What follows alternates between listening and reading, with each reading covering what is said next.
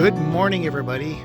Joski here, your friendly neighborhood system plan coordinator from the Greater Minnesota Regional Parks and Trails Commission, here to introduce you to this year's funding application updates for 2026 or fiscal year 2028. This year, we're coming to you from the Crow Wing County Northland Arboretum, celebrating 50 years. Yes, this is only an update. If you want the full information, full online application tutorial along with all of our guidelines, please check out the Application Toolbox on our website and learn more about everything you need to know on funding applications. And be sure to get in touch with us as early as you can in the application cycle. First, let's talk about what hasn't changed for 2026.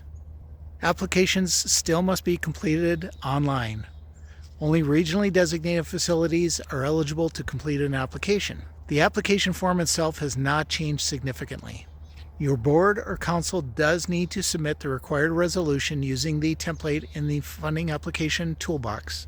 So make sure that that comes in with the application or it is not eligible. Also required is a budget, including a budget spreadsheet in spreadsheet form, designs according to the design specs included in the application, and any appraisal forms as needed. Be sure to check the application toolbox for the latest version of all of those forms.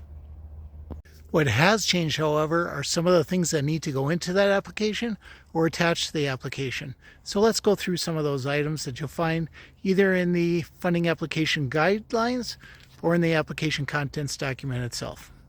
Last year, we completely revamped the funding application guidelines.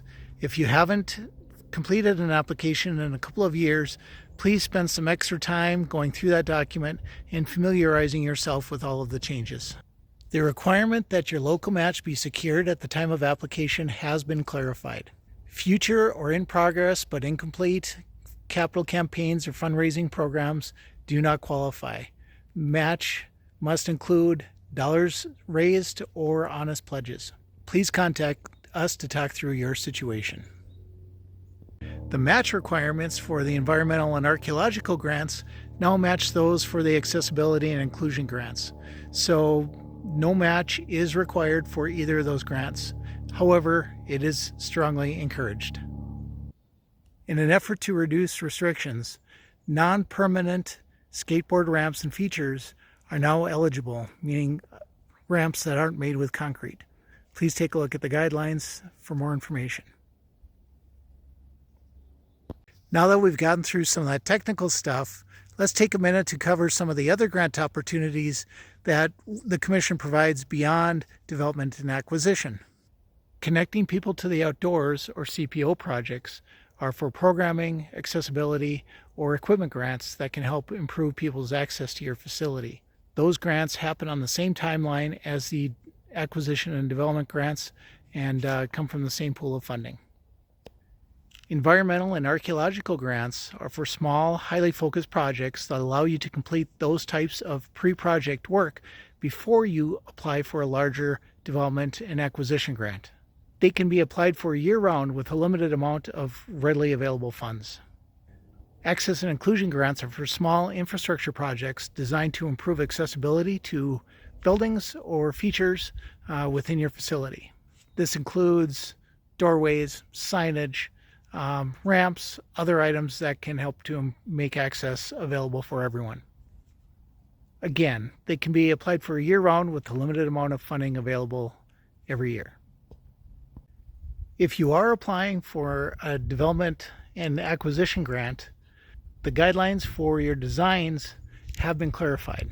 Yes, we really do want to see professionally developed schematic designs for your project.